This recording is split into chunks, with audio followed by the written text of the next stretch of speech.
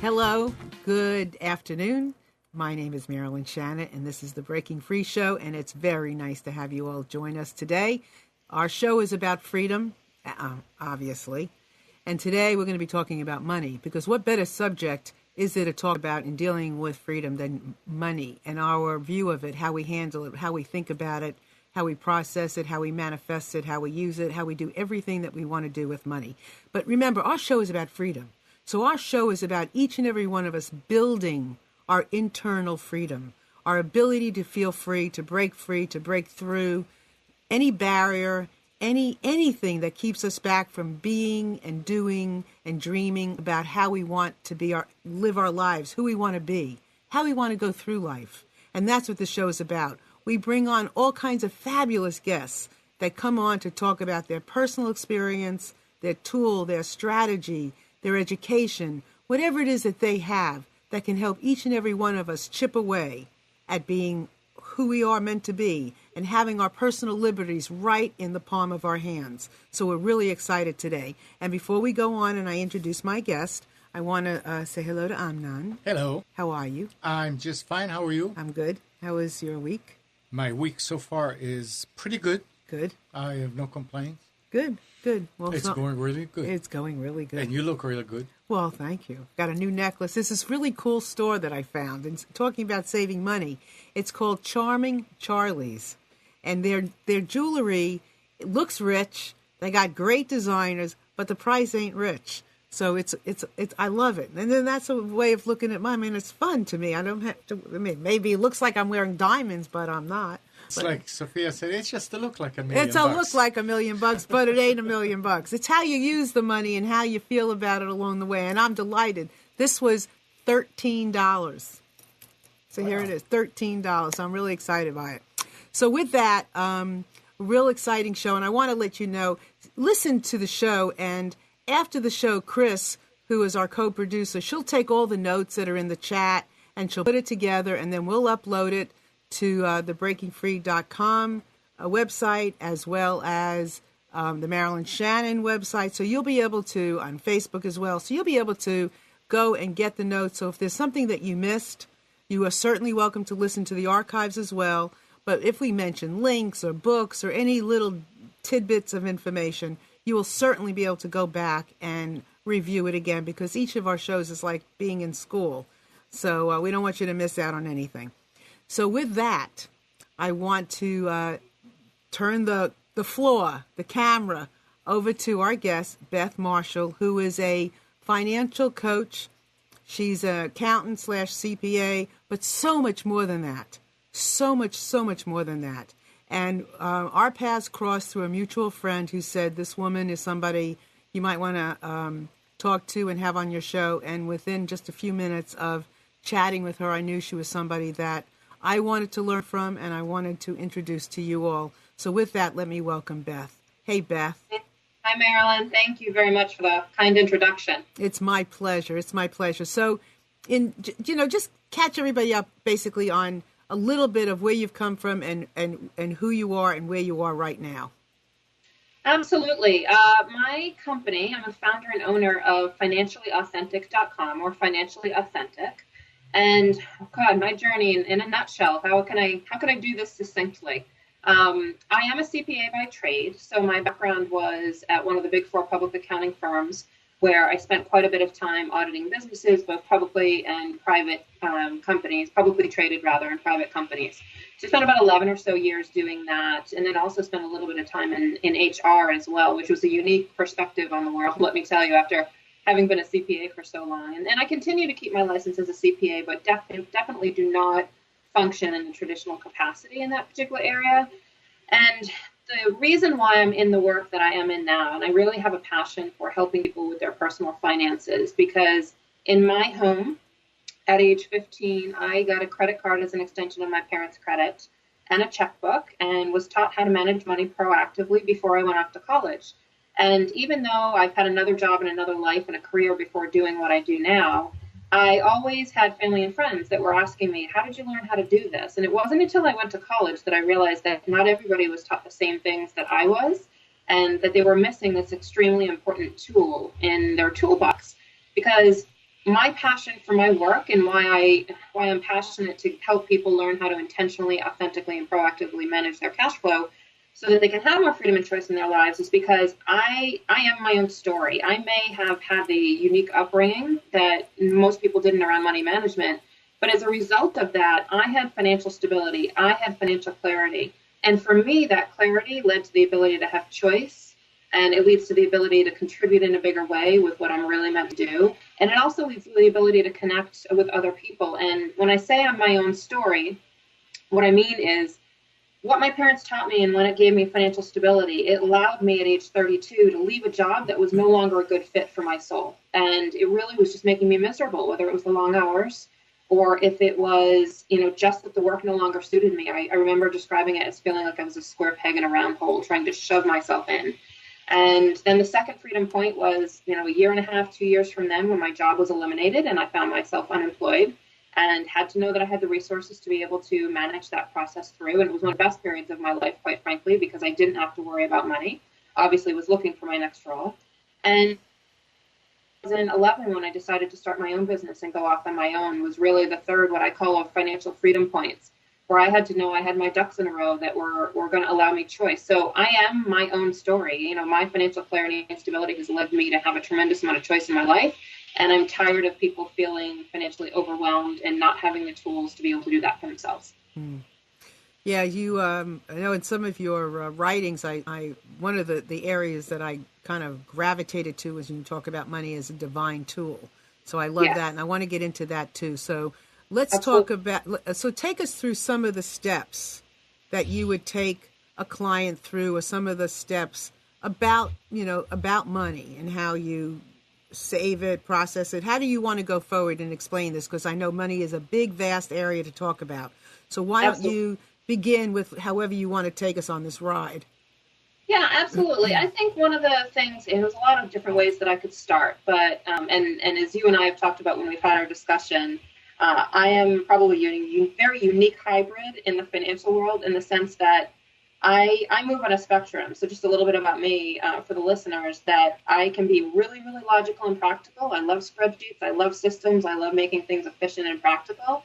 But on the other side of that spectrum, too, I'm very spiritual, very creative. And so kind of left brain versus right brain. So as I speak, I might go on either end of that spectrum. So just not to be surprised that I'm a CPA and an MBA, so I like my left brain just as much as I like my right brain. But where I usually start with most folks in terms of trying to stem the financial overwhelm that most people feel is it's really important for them not to feel alone. I find that so many people, the joke that I make is that at a cocktail party, people will talk about politics, sex, and religion, but they won't talk about money. It's the last real taboo subject.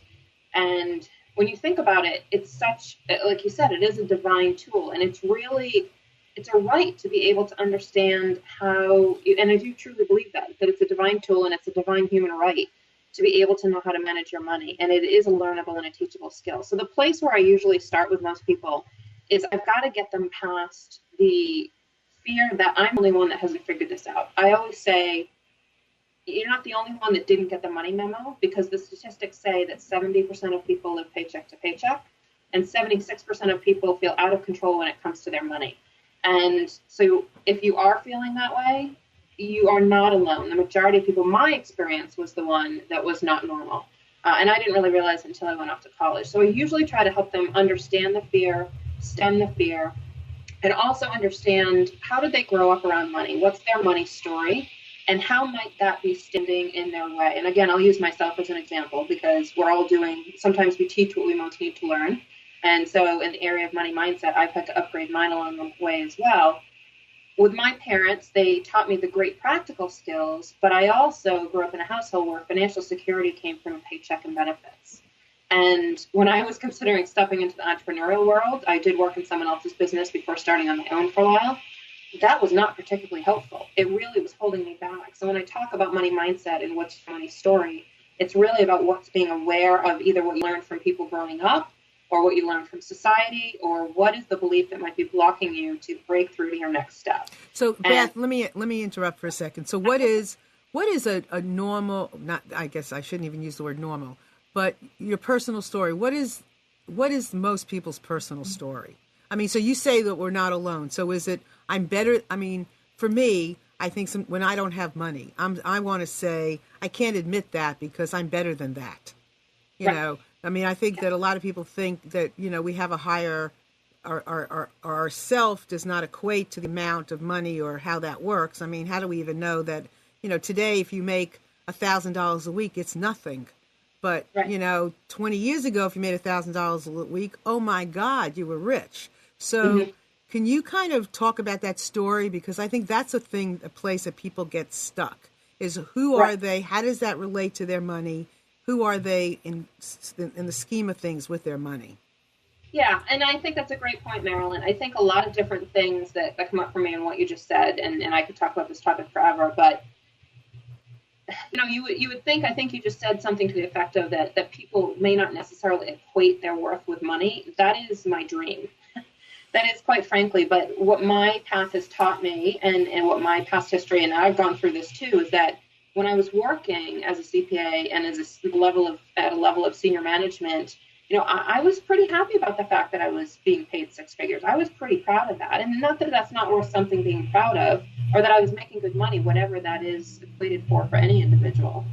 You know, but people are very closely tied to their paycheck. So the differentiation between your net worth and your self-worth isn't as clean as you might think it is. And I also see this come up, not to be gender specific, but I do see it come up a lot with women around, you know, I'm not good at math or money. That's another thing that's very kind of an undercurrent through our society from that perspective. And, you know, also a lot of embarrassment around, I should be better about my money. I should understand money. And my job is to tell them, well, why should you be better about your money? Because it's just not taught. It's not taught in our schools. It's not taught in, you know, church. It's not taught anywhere. And like I said, my upbringing was unusual. So I think there's a lot of different ways that it can show up. And one of my things that I'm passionate about is that there's the money mindset, there's the practicality of how to manage money, but I'm also pretty passionate about getting people to understand that they are more than their paycheck, that they can redefine success on their own terms, and it does not have to be strictly based on money. As we said earlier, I like to view money as a tool to get you from point A to point B. It's an expression of what you're up to and what you want to do in your life. Okay, hold on. This is very, very important. Because I don't think we even think about, we you know, whatever money you have in the bank is what your worth is. Whatever you make every week, you know, at your job, or if you're an entrepreneur, whatever you sell or whatever you equate your success. Yes. You're established the success for this moment based on how much money you're bringing in. And according to what Beth is saying, which really makes sense because with the way money is and the worth of a dollar changing so much and how much service you might be doing as opposed to how much money you're actually bringing in. This is extraordinary. This is a really important way of gauging your self-worth or not. So this is key. Go ahead, Beth. I just wanted to, you know, get that out there more. Yeah, no, I'm glad that you agree, because I definitely find it, you know, and I've been through a lot of the stories I'm going to tell and a lot of the things that I'm passionate about are things that I've had to go through on my own. And that has definitely been, you know, a big, I'll call it an ego issue. Let's call it what it is. You know, that I was lovingly raised by parents. I had a really successful career. I still do. But how I'm paid and valued now in the earlier years of building my business, there's more money often going out the door than there is coming in the door just because of earlier phases. But I will tell you that there's a great quote, I think it's by Paulo Coelho, that says, what is success? It's waking up every morning with your soul at peace. And I feel that every morning, no matter what's going on. You know, I may have my difficult days and my difficult moments because being a business owner, you know, being an entrepreneur, as my mentor says, is a full contact sport sometimes. And it really is. It can be challenging. But I know with every ounce of my being that everything that I've done up until this point has prepared me for this. It has prepared me. The lessons I've had to learn, the, you know, earning good money, the having to separate my worth from what I'm being paid, etc., has groomed me to do this. And so I do believe that there needs to be a blend of, yes, let's look at your numbers, let's look at your net worth, and let's be practical about it, and let's see if we can grow it and get you some more financial stability. So there's the logical side, but then there's also the let's make sure we value our worth based on what's truly important. And that's not necessarily the paycheck.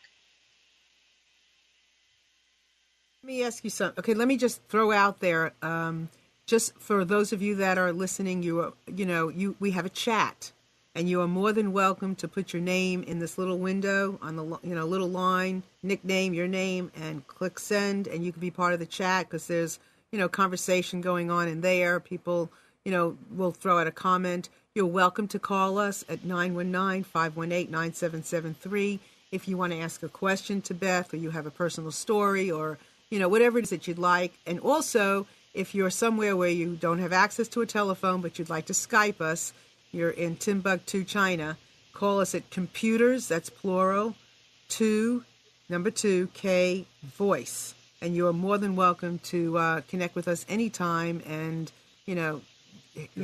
join the show. It's your show. Join the show. Okay, Beth. So let's go into, here comes a call. Hello. Hello, this is Jason. Jason, welcome. How are you? Doing great. I just wanted to say hello to my dear friend Beth, and it's been great listening so far. Good. I'm glad. Hey, how are you? I'm good. So, Jason, have you do you work with Beth, or? I actually have worked with Beth, and we met, I would say, almost about a year ago now. So has she been coaching you? Is that what I understand? Yeah, absolutely. It's funny because after 12 years of coaching people professionally as a financial advisor, I finally got the coaching from the coach. That's great. So tell me something. What did you get from her that was that you could share with all of us that we would all learn from? Sure. Well, basically, I would say the most important thing that I got from Beth is the peace that she was just briefly talking about. I had lost that after going through some pretty emotional changes in my life that had caused my foundation and faith and just the world circumstances to kind of crumble.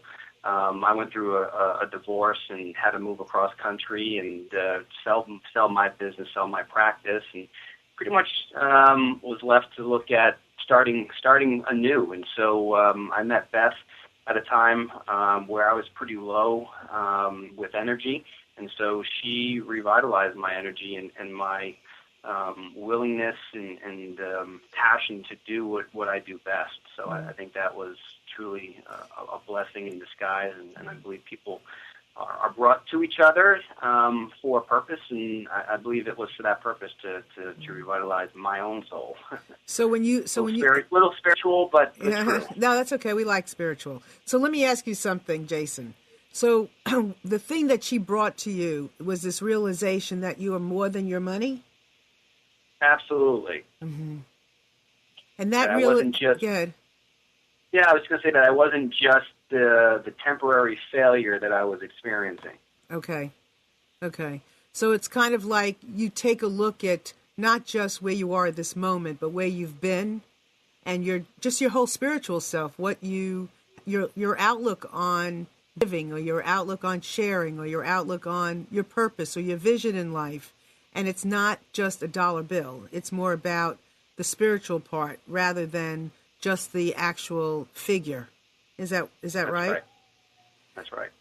Yeah. Jason, I'm really glad you brought that up because that's that you reiterate that. So I want to ask you a question. So with that knowledge now, what have you been able to do? I mean, you may be able to share this, maybe you can't. But with that knowledge, how has that changed where you are financially, or has it? It's changed considerably from the time that I met Beth. I'm actually in a much better position mentally. My balance in the checking account is actually higher.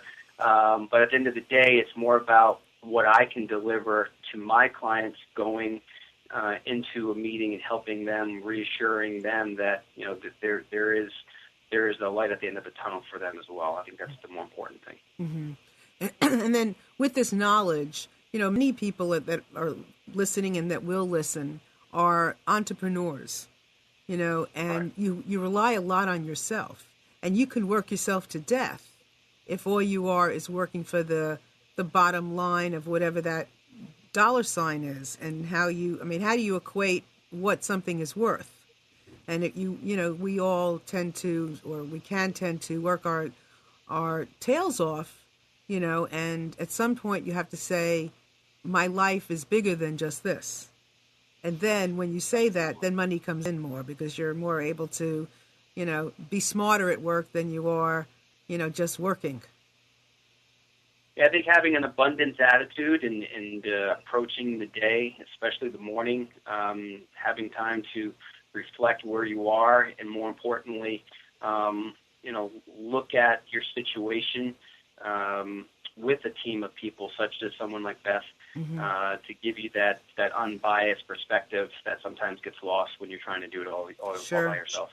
Beth, did you want to ask Jason something, or? Yeah, I don't know that I have anything to ask. I just want to thank him, first of all, for calling in. I really appreciate that. And I think everything that he said is really true. I think Jason is, all of my clients get that extra TLC in terms of helping them get realigned. But I think Jason's already told his own story. I think what was really fascinating about working with him was there was the practical side of, let's take a look at your financial situation. Let's see where you are after having to leave your business and move back across the country. Let's see where that is. And he was in need of not only what I call financial realignment, but also spiritual realignment. So our work together and our time together was, yes, let's look at the numbers. Let's see what it's telling us. But then also pretty quickly there into that, I realized that, there was more work to be done here in terms of, we're going to look at the numbers. We're going to figure that part out. That's what we've decided to what's what we're contracted to do together. That's what we've agreed to do together. But it was definitely one of those situations where, you just realize that you're here for a reason, and, to have been able to have helped get him realigned and back on the right path, it's just been really, really fulfilling, as it is with all my clients, but particularly with Jason, and we've continued our friendship as well. Terrific. So I'm grateful for him in my life, and thankful that we found each other. Great. Well, Jason, I really appreciate your coming on. Is there any final words of wisdom you'd like to share? Well, I would just say thank you again, Beth. You definitely helped me realign where I need to be, and I look forward to referring clients over to you as well, because there's many folks out there that are looking for guidance. They don't know exactly where to start. I think a lot of people get very afraid, or they're unwilling to approach a financial planning perspective right off the bat. But I think what you do helps them understand the basics and the fundamentals. And because you have that special gift to you of understanding what's deep down inside the person as well, you're able to get them to that next person on the team that they need to see. Good. Well, thank you very much, Jason, for calling and taking the time. My pleasure. Have a great one, guys. You too. Happy Thanksgiving. Happy Thanksgiving. Thanks. So Beth, so I love, where we've been, and I think we'll probably come back to some of that again, because you can't, it's such a part of making money today, or the relationship we have with money, whether we make it or we keep it the same. So, but I'd like to go into some of the practicalities of, what are some of the steps? Like Chris asked, what percentage of what you do is emotional, psychological versus education and helping people put saving plans in place? So I think I'd like to go into some of the practical things that you could share. Like, these are some of the steps you can take to financial freedom, financial healthy freedom. And well, there's no other kind of freedom other than healthy, so excuse me. But yeah. So let's put some of that into place, and then let's wrap it back up into the spirituality. Sure, absolutely. I'm happy to. And to answer Chris's question about what percentage, I would say that percentage varies client by client. I tailor it to their need. But long story short, when people come to me, they're needing help putting together the financial puzzle. And what does that mean? It basically means that I always say that folks that I typically work with are making decent money, defined by them. I have a lot of clients who make six figures. Not all of them do. But they usually make six figures. They usually find themselves in a decent amount of consumer debt, be that credit card or on their home equity line, etc., and with limited savings. So what that results in is financial instability, because you're always using credit to try to live your life. And they find themselves saying, where the heck does all that money go at the end of the day? So to your point about the practicality of it, I am being asked to help them figure out where the heck is their money going. I call that their money map. And then where is, how can we do this differently? And so I would say the majority, like there are very few people that show up at my door and say, my money is completely intact, but I want to hire you for, emotional and spiritual money mindset issues. Although that does happen, and I have worked with folks strictly on money mindset. But I usually find that the two are paired together. So in terms of tangible steps to take away, the way that I usually try to think about it is, so mindset is really step one. We talked about that. Then the next step is know your numbers. And what do I mean by that? It basically means that think of it like financial GPS. If you got in a car today and tried to go somewhere and punch in the destination point, but you didn't have an origination point, you wouldn't know where the heck you're mapping yourself to. Directions would be all screwy. You wouldn't have any sense of how getting from here to there. So I use that same metaphor, if you will, for finances as well. So we need to understand where you are. We need to take a snapshot of what is your net worth, what is, how are you using your cash. So a typical example that I'll take my clients through in my longer programs is the first session we'll look at net worth. What are your assets? What are your liabilities? And then next, in the second session, I have them take a look at their statements and their checkbooks and whatnot, and they give me 3 months of historical data around how they're using their money. Like, what are they earning? If they're employed, if they're an entrepreneur, sometimes that's a trickier topic. But even with entrepreneurs, I believe you should look at your personal finances first so that you can understand how you want your business to perform, the type of paycheck you'd like to get. So I have them go through the exercise, all clients, of taking a look at their cash flow. And, then I take a look at that, and compared with the, hundreds and hundreds of sets of cash flows that I've taken a look at for a variety of different clients, I really am able to say, oh, okay, that number's high. Or better yet, the reason why I named my company Financially Authentic is because I believe that when you use money in a way that's aligned with what matters to you, that the energy around money gets much calmer. Most people have upsetting money energy because they don't realize how they're using your money, and or they are using it in a way that's not consistent with what they really want to be, do, and have in the world. So it definitely is a process. If I go back to the beginning part of the process, when I do mindset, I also take a look at what are your goals? What are the next things that you want to be doing? And you'd be surprised, maybe not, but when I look at how people are actually using their money and how they want to be using their money, it's often not aligned. And so it's my responsibility to say, the logical part, you've given me the data, you've given me the information, but that's not what you told me you wanted. And so we're a little out of alignment here. That was the alignment I was speaking with Jason. How he was using his money maybe wasn't making him happy. So we've had to kind of realign that and, shining the light to show people that that's not the case. So that's really the beginning part of the process that I take people through. And then, so it's knowing your numbers. And then the shift from there is, so mindset, knowing your numbers. And then once you know your numbers, shifting into making a conscious decision on how you want to use your money. I find that a lot of people, when you don't know your numbers and you don't have a savings and spending plan, which is my phrase for budget, everyone should eliminate the word budget from their vocabulary. As far as I'm concerned, it's a very restrictive word. It makes you feel terrible. Feels like you'll never buy anything or do anything fun ever again. So savings and spending plan, it's the same thing. And it just has a nice flow and a rhythm to it in terms of, letting you know that money's going to be coming in and out. Money is a tool. You need it here in the physical world to be able to do the things that you need to do. So when let me ask you, when you talk about know your numbers, are you talking about like knowing your overhead? Like what it is for you to keep your life going every month? Correct. Yes. And that's the concept that I do use. It's funny that you mentioned that word, but yes. Well, what is your personal overhead? Like what does it take to run your household? So, and the cash flow, so knowing your numbers is usually your net worth. What are your assets? The money in your checking account. What do you own? Do you own a home? Do you have, and then on the flip side for liabilities, do you have credit card debt? Do you have student loan debt, etc.? And then, are your assets exceeding your liabilities?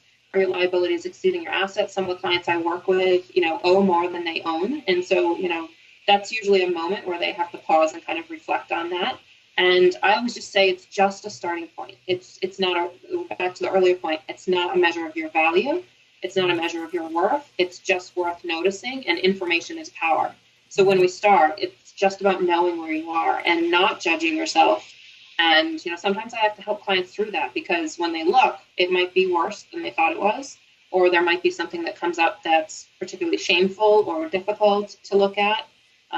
But yes, and so if you're an employed person that I work with, it's about understanding your personal overhead. And then if you're a business owner that I work with, it's about understanding your personal overhead first, and then relating that to, okay, what level of revenues do I need to generate in my business to be able to support my life? Because I believe that business owners, there are a lot of business owners, again, no judgment about this, but there's a lot of business owners that run around making decisions about what to invest in their business and how their business is doing, when they don't really know the targets that they need to be aiming for in order to support their lifestyle. And then there's nothing worse than when you're feeling like you can't keep up and you can't support yourself, and then you go out there in the world and you're trying to generate business and you're trying to find the people that you're meant to serve.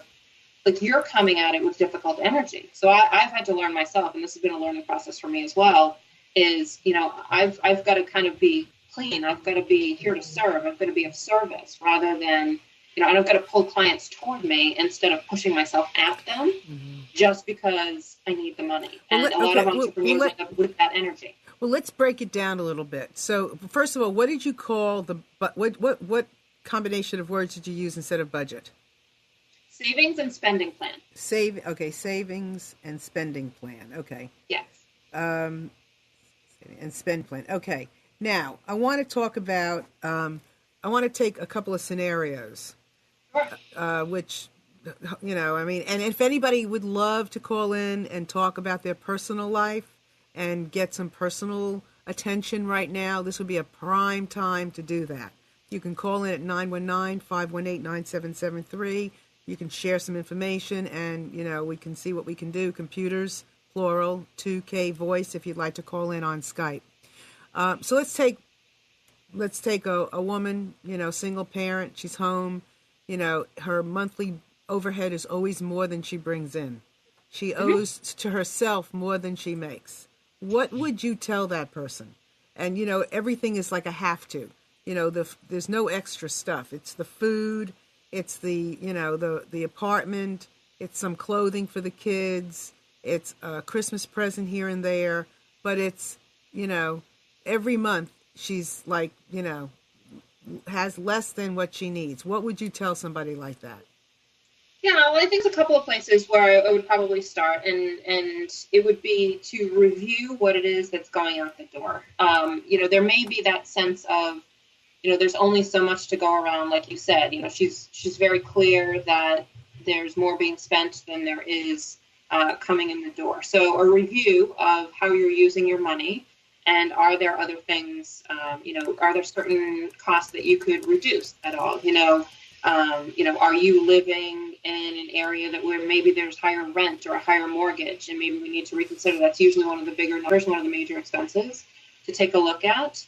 Also, there may be a situation in this hypothetical example where there's some debt, and is there anything that they could do? I don't personally help people restructure debt or consolidate debt, but is there something in that particular area where something is costing them a lot of interest and they may have access to something else, be that, another form of debt or whatnot. And there definitely are folks out there that do debt consolidation and other things of that nature that might be able to help that. That's usually another cost that might be able to be helped.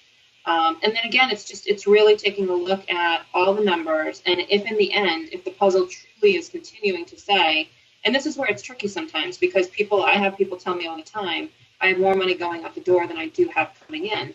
And very often that's true, but very often when I take a look at it with them, there's often much that you can do and or that's leaking because it's either happening unconsciously or for a variety of other reasons without stopping to make that shift. And this is what I teach my clients, is be more proactive about how you use your money instead of reactive. That being said, if the end conclusion in looking at all the numbers is really, look, we're doing this as leanly as possible and I really can't do much more, then you need to look at the other side of the equation, because the only way you can solve the money puzzle is lower expenses or increase your income. And it's about trying to take a look at, are there other income producing opportunities out there for you that you might be able to take advantage of, which when you're in a situation with a single mom with kids may be limited, but I try to teach it from an empowered perspective, and let's look at all the different sides of the puzzle. Can you reduce expenses? Can you increase income? Do you have a particular talent or ability that would be very easy for you to monetize? So I'd have a couple of different answers in that particular situation. And I think one of the things I wanted to ask you is, how do you notice if you have a leak? If you're leaking, how does somebody notice a leak on their own? Yeah, I would say that that's really more, with most of my clients, I would say that's generally fairly well known to them. They may not want to admit it, okay, but it may be, that you find yourself, and again, when I go through all of these, please know that I have no judgment about any of them whatsoever, and complete compassion about just noticing where everybody is. It might be that you find yourself, woman, man, whomever, you find yourself at a department store one too many times, and you just know that somehow that's impacting you. And you just know that there's a lot of money going out the door on an unplanned basis, or, you're just, it feels like I worked really hard to get to this point, and yet I can't seem to get a control, and my debt just keeps escalating. That's another signal usually that's indicating, unless there's a specific circumstance that's short-term that you need to get through, a health crisis, etc. Usually if you continue to see escalating debt and you're still making decent money, that's usually a pretty good sign that in this day and age, if you're making good money, and yes, things cost a bit more, and so it's not always that easy, but, leaking is just this general sense of, I don't have complete control of where my money is being used, and I have this gut sense that something's off. And, I would like somebody like me or another financial professional to take an independent look at this. And that's often what people need, is that they know something's not right, but they just don't know what it is. They don't know if it's groceries. They don't know if it's personal care. I'll share a story of a client from a few years ago. It was a couple, and they had a young 5-year-old, and then during the course of our program together had another baby. And the two of them combined made about $300,000 with bonuses. And both were pretty high-end athletes. And when we took a look at how they used their money and their food, so again, they had very young children. They were spending somewhere on any given month between $1,500 to $2,000 in food. So yes, they're athletes. Yes, they probably eat a lot. But between that, they also had eating out on top of that. So they were spending more than $2,000 a month on food. And the husband's comment to me when they realized that was, wow, I guess we're leaking a lot there. You'd think that the way that we're spending money on food, we end up, and they would start to talk about, oh, we're throwing it out at the end of the week. It's really thrown out of the fridge. So it's really that process of going through to look at it. And the typical leaks I see would be around food. So that might be eating out. It might be groceries, a lot around personal care. There's a reason why there's a Facebook group on Target called I'm Happy to Get Out of Target for less than $100, because there's a lot of nice things in Target and shopping stores and whatnot. So it's really just about, it's not about keeping yourself from having fun. It's about allowing yourself to have a plan. And that includes fun. Like the way I teach it is that finances should be friendly and fun, and it doesn't need to be tragic and restrictive. But having a plan is helpful. Yeah. And I mean, sometimes you have to take 2 steps back to be able to take 3 steps forward. And that's Correct. freedom. Yes. I wanted to add, and I also would say that a lot of people do make excuses, for a lot of things. And, we make excuses for, I'm just going to spend $5 on lunch today instead of 10, even though the 5 still may be too much. Or it's okay, I'm going to make it up next week. And then next week comes. Yeah, they don't necessarily have an appreciation. And so sometimes it's excuses, which happens. We've all made them, myself included.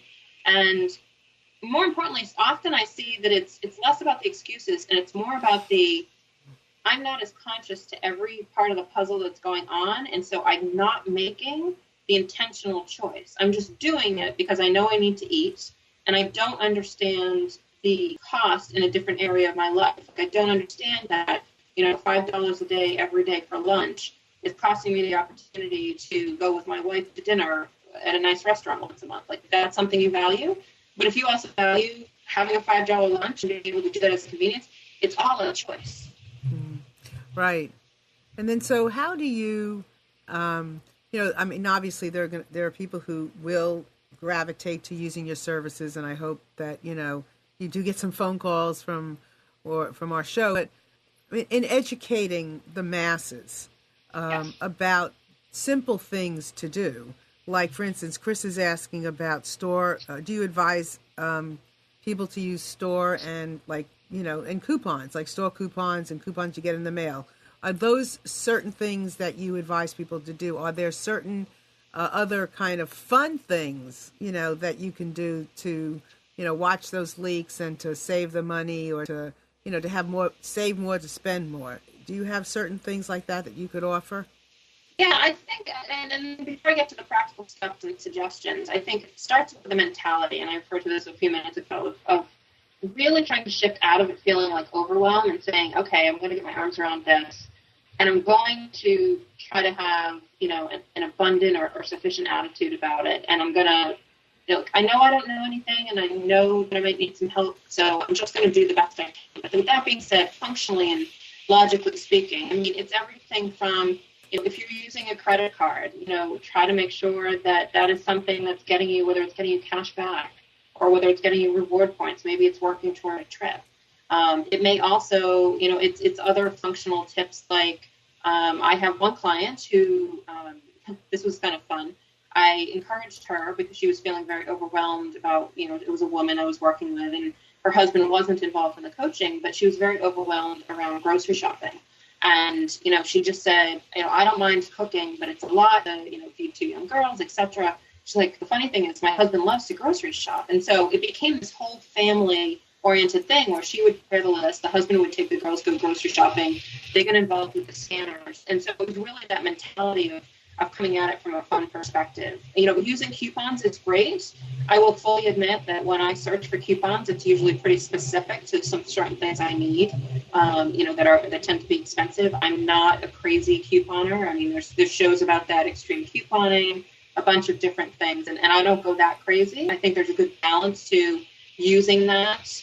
Grocery shopping, again, to go back to that, I'm a big fan of encouraging clients to sit down with, the weekly circulars, that if you still get a newspaper, you can grab that. You can grab those online and see what's on sale and do your meal planning around that as well. So there's a lot of different ways to reduce and reduce your costs and investments and whatnot. So let's kind of go and talk about the entrepreneur. Sure. We kind of had a little scenario about this, the single mom. Now let's talk about the entrepreneur who, jack of all trade, maybe master of many, maybe has a little help, maybe not, but, is feeling the pinch of growth. Yes. Is doing a great job, but feeling the pinch of growth. So how would you work with somebody like that? What would you advise them? Well, it's funny. I was just talking with a colleague about this very topic this morning about, we call it, I use the phrase, learning to invest for speed, and learning as an entrepreneur to invest before you're ready. And sometimes that involves using resources that you may not have considered using before. I know when I started my business, I had a lot of rules around resources that I should use, resources that I shouldn't. And, it was like, okay, well, I can use the savings account. And if I need to put something on a credit card because it betters me in the process, then I would feel okay with that, even though I was raised with, you don't have personal credit card debt. That was just something in our family that we learned. And I had to kind of push the envelope of that a little bit. And I even had rules around, we don't touch retirement funds. Retirement funds are there for retirement. And as my view changed, that my business and my service to the world in helping people with this, that is what will, I don't ever want to stop working. I don't want to ever stop doing this. I may someday, but, this is not work to me. So my concept of retirement changed. And so I have leveraged retirement funds to build my business.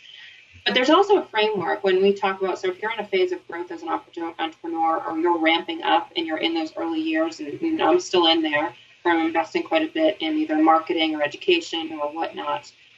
Sometimes you need to do those things. And then I think a couple of things that I usually think through when I'm making those decisions for anyone listening is, is this something that I want to do, or is this something that is likely to move me forward faster in my business, that investing for speed concept? If the answer is the latter, it's going to help you invest for speed. It's going to help you get a return on your investment. then that's great. That's probably something that you want to consider evaluating further. The next thing that I usually evaluate is, is this something that I have the time to do, that I'm willing to commit the time to? Because I see a lot of people doing things that's going to move their business forward, but they're either not in the right mindset, or they don't have the time, or they haven't made the time commitment to actually execute on what they're investing in from that perspective. And I see a lot of folks too, no judgment about this, because I've done some of this on my own and learned from those mistakes. I see a lot of business owners investing in either services or programs that they hope is going to put a Band-Aid on a problem that's a bigger issue. I kind of call it the who's your mother syndrome, who's my mother syndrome, in the sense of, are you my mother? Are you going to fix this issue? Are you going to fix this issue? Are you going to fix this issue? And they're always looking for answers, when very often the answers are inside of you, and you know how to work them through. So I'm not saying not to invest, because God knows I've done plenty of that on my own, and it's been really, really helpful to me. The question really is, are you committed to doing the work? Are you going to reap the return on investment, etc.? And then usually the more logical part of that as an entrepreneur is, okay, I've made the decision that this is going to move me forward faster in my business. It's going to facilitate growth. I now understand that I'm willing to make the time commitment and I'm willing to do the work. Then you're left with, okay, I'm going to move forward with this. How do I pay for this? And depending upon where you are in your business and what feels financially safe for you to do, I think it's always important. This is something I'm always evaluating is, what is my leverage level? Do I have a lot of debt? Do I want to use retirement funds for this? Is this something that can wait until I can use cash flow generated from my business to pay for it? It's really sitting down. That's going back to the knowing your numbers that we talked about before. If you know your numbers and you understand your profitability, you'll be able to make more empowered decisions. That's a blend of, I've looked at my numbers, I understand those. Blend that mixed with your intuition, you're able to make more powerful decisions. Mm-hmm. So you're an entrepreneur, and you just have to get authentic. Basically, You just got to get authentic with your business, and where is your leaks? Have you gotten big too fast? Do you have to pull back? Right. Are you thinking big enough? Now that's an issue sometimes that people have in business as well. Are you thinking big enough? Are you do you have this big idea, and is it great? And are you contained? If you're in a small little town, city somewhere, trying to, open up a store that you need a bigger market for, maybe you're not thinking big enough. You really have to think big. And when is it time to act? And when is it time to pull back? Correct. Right. I think what I've learned about growing my business and from Business Mentor and speaking with other people more experienced, such as you and others, is that, it's very much a blend of learning to have faith. And one of my mentors calls it, she says, pray and move your feet. It's a sense of learning to have faith in what you're doing and know that you're moving forward in the right way. But you can't manifest results simply by sitting there and praying. That's an important part of it. It's an important part to have faith too. Faith is the foundation of the ability to manifest, but you also need to be taking actions. And sometimes those actions are going to pan out and be successful, and sometimes they're not. I think earlier, I just want to follow up on a point you just made about, sometimes it's about not thinking big enough, and that's absolutely true. But I also find that sometimes it's about not thinking accurately, and again, just getting back to knowing your numbers. When I work with entrepreneurs, I very often, and I can tell, when there's chaos in their business around money, it often stems from the fact that, they don't really know what they need their business to be producing for them for a paycheck to pay their bills. And, if you're a mom who's married, maybe you're, or a man who's married and you're only responsible for bringing some income in, and you have a spouse that's bringing in additional income, maybe you don't need to float the whole household. But not being able to understand, okay, at the end of the day, I want to be taking home a paycheck of X, and that means I need to profit at this level. I have business expenses of this. That means my revenue target is this. Not understanding that, at least at a very high level, it doesn't have to be perfect and down to the penny, but not understanding what you're moving toward makes making decisions in your business incredibly challenging. And when you know that number, you may not be anywhere close to it, but I'll tell you, I know what my number is. I know what it breaks down to. Some months it's there, other months it's going out the door to invest in something. But knowing that number, I can walk around with understanding what activities do I need to be working on to make that happen. Without that, it's like walking around without a compass. Yeah, and I think you used the term earlier, the GPS. If you don't put the address in, you're not going to find it. Well, I think that's also, I like to say that you have to keep putting it in the GPS. Yes. You can't just put it in today and not stay on top of it, not watch it, not re-examine it, not look to see where the boat is going. Now, you might think the boat's going this way when it actually has a mind of its own and it's going this way, and you're not together. So you really need to take a look and see, where are you? Right. Absolutely. And it's a great point, Marilyn, because it's an always evolving process, particularly as an entrepreneur, as you're building a business. I think even more so then. But, when I work with folks who aren't entrepreneurs, I encourage them, let's take a look at your net worth every quarter, every couple of months, and see what's going well, what's not, and we need to reevaluate doing some things. And that really brings me full circle, ironically, to one of the final steps that I teach people is that, let's check your mindset. Let's take a look at what are your financial opportunities and challenges. Let's look at your numbers, knowing your numbers. Let's make a decision to plan consciously and decide on purpose how you want to use it and align that with what you're up to. But then it's not like you just get to fall off. It's like, people say physical fitness. It's fiscal fitness or finance fitness is the same. It's an ongoing process where you're always having to measure, monitor, and adjust. And so those are just some other disciplines and routines that I teach folks as well, because, you can have a great plan, but if you're never actually measuring against it, then it's a challenge to understand, if something changes in your life, if you have a child, if you get a new job and maybe you're making more money, like how can you be putting that to work for you in a bigger way? Or maybe you're making less money and you need to learn to scale back from that perspective. That's happened to a lot of my clients as well. So it's really that final step, measure, monitor, and adjust as well. So it's coming to that time already, and I just want to go back to the concept of money being a divine tool. Now, you've heard all these things from Beth, some from me, some from Jason, and, I know you're thinking about things yourself. We've had, some scenarios. Now, let's and talk about mindset, talk about the spirituality. Now, it's a tool. It's a divine tool, and it's a spiritual thing. It's energy. So, bring us back to that piece, and that's where we'll wind up. Yeah, I think what would probably summarize it best, Marilyn, is there's a great book called The Soul of Money by Lynn Twist, and in that book she has a quote, and I'm just going to paraphrase it here, but know the flow of your money and take responsibility for the way that your money moves in the world. And that's really what is behind a lot of what I would try to teach people is, okay, now let's deal and address the financial overwhelm that you're feeling. If you're not looking at your numbers, it can feel very, very scary. And like I said earlier, it can feel very alone when they have no reason to feel that it's alone or feel that they're alone, because most people don't know how to manage their money if they think they're alone. So getting past that. And then once I can get them to realize that they're not alone, to really take a look at it and to really just empower yourself. This is not about feeling shameful, guilty, blaming yourself. It's just not really productive to blame yourself. Is it worth noticing how you got where you got? Absolutely. And so when I walk through that with clients, I really do my best to say, let's just notice why this happened so that we can try to have it not happen again.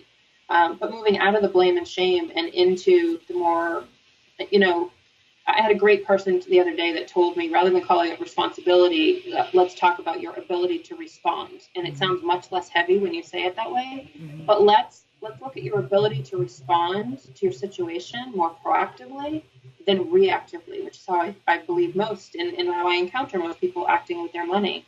And again, no judgment about that. We all have to do our own thing. But if we can shift that energy from being reactive to proactive, it really makes all the difference. And you can have the ability to respond. And again, to circle back to, I believe that when you have clarity, you can have choice and freedom with that choice. And when you have choice, you have the ability to decide to contribute in a bigger way. Maybe you have a dream for opening a business. Maybe you just would like to do some volunteer work and work less hours. That's entirely possible too. And when you contribute in a bigger way and you're fully self-expressed, you have the ability to connect with others and with the world at large in a bigger way as well. So when we talk about a divine tool, yes, give me your definition of a divine tool. Oh, I think you said it well just a few minutes ago. It's an energy. It's an energy to, it's how you, let's see how I want to articulate this. It is using your money in a way that supports your life so that you can live it in full. It is really a tool that supports what you want to be up to in your life. I find that a lot of different people use money just as a functional part of society. We need to pay for things. But when you really sit down to take a look at and you say, wow, I'd really rather put my money away and save it for my children's education rather than go out to eat all the time. When you really sit down to align that, that's what I mean about it being a divine tool, because it's supporting your values. It's supporting what you're meaning to be up to in this world. If you enjoy traveling and it's not education for your children or you don't have children, it's really allowing you to pursue the ultimate happiness and joy in your life is what I mean when I say divine tool. It's meant for you to be fully self-expressed. Right. Perfect. Okay. So tell us where they can find you. Tell our audience where they can find you, what they'll find when they find you. Yes. Well, first of all, I'd like to thank you very much for the opportunity, Marilyn, to be here. My I've pleasure. enjoyed our conversation, and thank you so much for an opportunity to share my service and gifts and be here with everyone here today. Excuse me. You can find me at financiallyauthentic.com. And if you go there, I actually have a free gift on my website. It's a 30-minute audio download called 3 Steps to Design Your Financial Plan, Save Money, and Get Out of Debt, which talks a little bit more in detail about some of the functional steps that I've talked here today.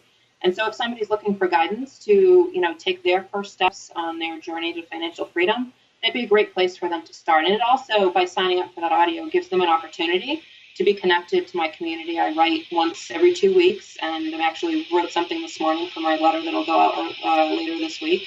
And I'm always providing them with perspectives that I'm getting from my clients or new things that I'm thinking about as well. So lots of great information at the website, which again is financiallyauthentic.com. Perfect. And I would also recommend that you, become like my business page on Facebook, Marilyn Shannon, and also the Breaking Free Show, and add, anytime you have something coming up, you have a tidbit, you have an article to share, feel free to, put it there. And yeah, my pleasure. And this conversation has been wonderful. And I want to invite everybody out there to go to the Breaking Free Show page on Facebook, like it. Go and like the Nissan page on Facebook. Go and follow me on Facebook at Marilyn Shannon on Facebook. And then, we have the Marilyn Shannon website. But follow us and let us know what you're looking for, what kind of stories, what kind of shows you'd like to have. You can see my name above my head. And that's my email if you click on it. And you can email me directly. And if I can personally help you in any way, I'm happy to.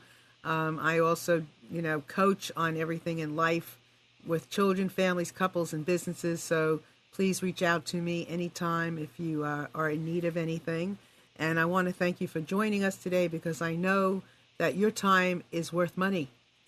And I'm glad you spent it here with us today, because if you had picked up one thing, a half of one thing, a seed that was planted through anything that Beth said today that I might have shared, that will help you more in your financial life and in your life in general as far as abundance, we're glad, because that's what this show is about. And I know that I'm taking away some of this information that we shared today about the value of money and how in the world can I personally take myself and say that I am equal to a dollar bill. I'm so much more than that. You are too, aren't you? No matter what I bring in every week, aren't we so much more than that value? We do so many more things. How can we even put a dollar sign on our capabilities and what we give to each other? So I want to just say thank you, Beth. Thank you, Amnon. And to all of you out there, have a marvelous Thanksgiving. May that be just a wonderful day of giving thanks and loving each and every person that you touch that day. And I pray that everybody loves you right back. We'll see you next week. Bye-bye.